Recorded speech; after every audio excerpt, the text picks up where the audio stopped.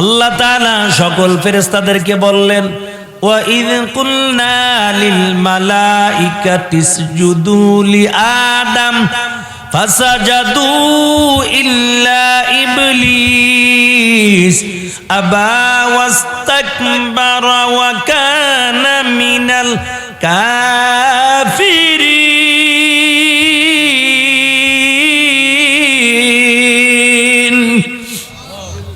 এর নবীর আশিকের দল আল্লাহ তাআলা বললেন, ও ফেরেশতারা আদমকে সিজদা করে দাও। সবাই সিজদা করলো, কিন্তু ইবলিস সিজদা করে নাই। আল্লাহ তাআলা বলে, কেন তুমি সিজদা করলা না? ওই ইবলিস যুক্তি দেখায়, ও মালিক, আদম তো মাটির তৈরি, আমাকে তুমি আগুন দিয়ে বানাইছো। আয় আল্লাহ, আমি কেন এখন আদম রে সিজদা করব? কারণ আগুন তো উপরের দিকে দামিত হয়, মাটি নিচের দিকে পড়ে যায়। আমি কেন আদমকে সিজদা করব? আল্লাহ তাআলা বলেন, ইবলিস আমি লানতের জিঞ্জির পরাইলাম। ইবলিসা ডাক দেখ, আল্লাহ তুমি আমাকে লানতের জিঞ্জির পরাইছো, একটা মাত্র হুকুম অমান্য করলাম, তবে আল্লাহ তুমি আমাকে এমন কিছু ক্ষমতা দিয়া দাও যার দ্বারা আমি দুনিয়ায় তোমার বান্দাদেরকে ধোঁকা দিয়ে দিয়ে আমি জাহান্নামের মধ্যে নিব।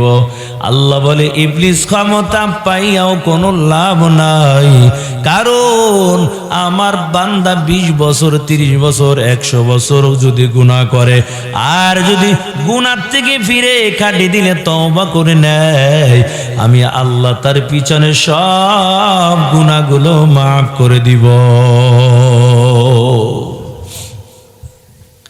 এর নবীর উম্মতের দল, ওই আদমকে আল্লাহ বানাইয়া যখন জান্নাতের মধ্যে রাখলো,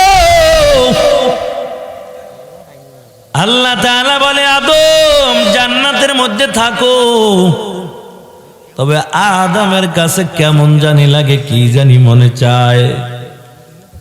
আল্লাহ তাআলা বুঝা ফেলাইছে, আদম জান্নাতে একা একা ভালো লাগে না। আদম পয়গম্বর ঘুমন্ত অবস্থায় আল্লাহ তাআলা বাম পাশের একটু হাড্ডি নিয়া ওই মা হাওয়াকে আল্লাহ তাআলা বানাইলো। জান্নাতের মধ্যে হাওয়াকে আল্লাহ তাআলা বানাইয়া সুন্দর করে সাজাইয়া যখন সামনে দিল, আদম নবী ঘুমের থেকে জায়গা দেখে, কিরে এত সুন্দর, কি জানি মনে চাইছিল এটাই তো পাইয়ে গেছে।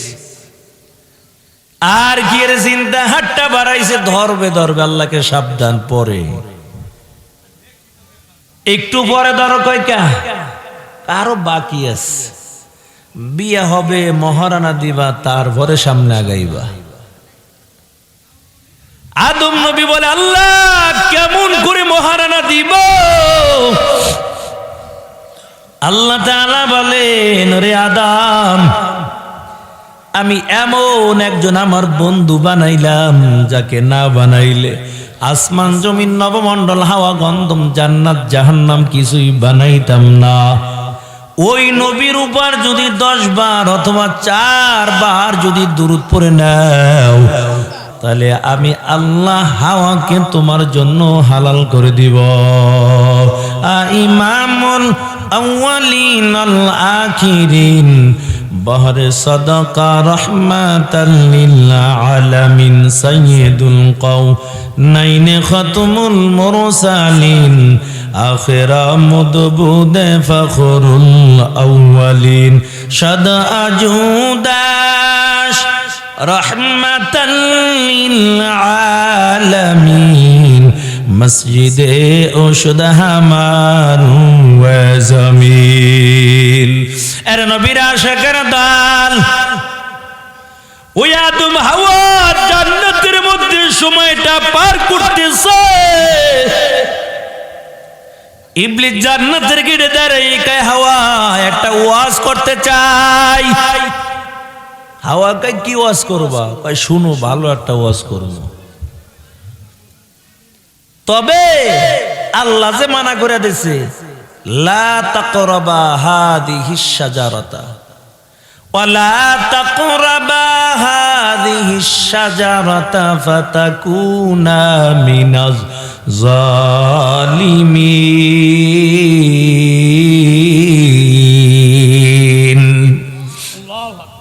এর নবীর আশিকের দাল কই যে আল্লাহ কই ফল গাছের কিনারায় যেতে নিষেধ করেছে, ওই ফল খাইবা না, ফলের কাছেও যাইবা না। কেন মানা করছে জানো? এই ফল যদি খাও আজীবন তোমরা জান্নাতের মধ্যে থাকবা, আর যদি ফল না খাওয়া আল্লাহ জান্নাত থেকে বাইর করে দিবে। মহিলাকে ধোকা দিতে খুব সহজ, এই জন্য আগে আইয়া নারীদেরকে ধোকা দেওয়া শুরু করে দিচ্ছে। হাওয়াকে ধোকা দিল, আদম নবীও গেল, হাওয়াও গেল ওই গাছের নিচে। যাওয়ার সাথে সাথে জান্নাতের পোশাকগুলো খুলে গেল। রে আল্লাহর বান্দা, হাওয়ারও জান্নাতের পোশাকগুলো শরীর থেকে অটোমেটিক ভাবে খুলে যায়, আদম নবীরও খুলে যায়। আল্লাহর কাছে আদম নবী দোয়া করে, মালিক ভুল করে ফেললাম, তুমি ক্ষমা করে দাও। আল্লাহ ডাক দেয়া বলে, আদম হবে না, এই জান্নাতের মধ্যে আর থাকতে পারবা না।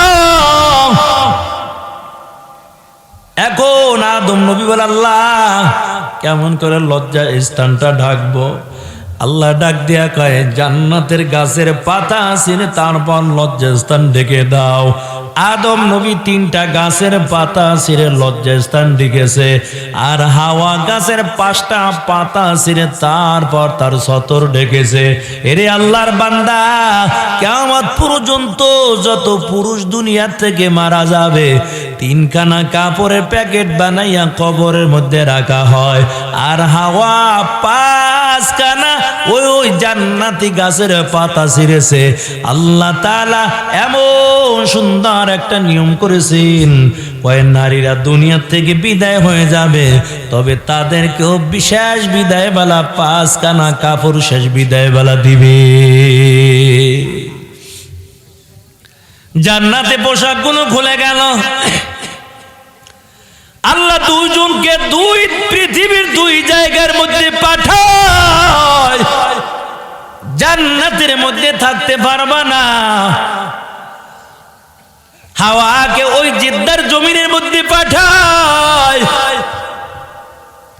এমন করে করে করে করে দুজন কান্না করে।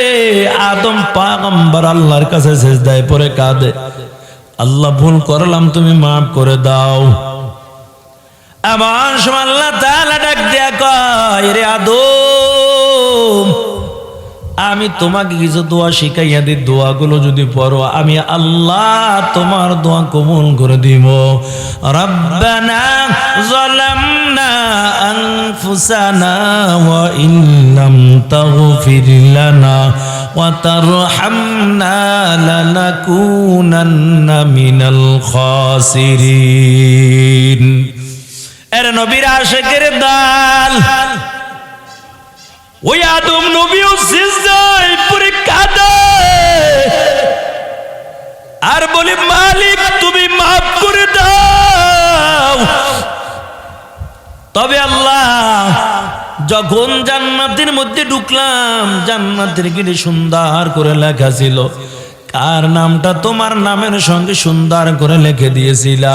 আমি জান্নাতের গেটের মধ্যে তোমার নামের সঙ্গে একটা নাম লিখতে দেখতে পাইলাম।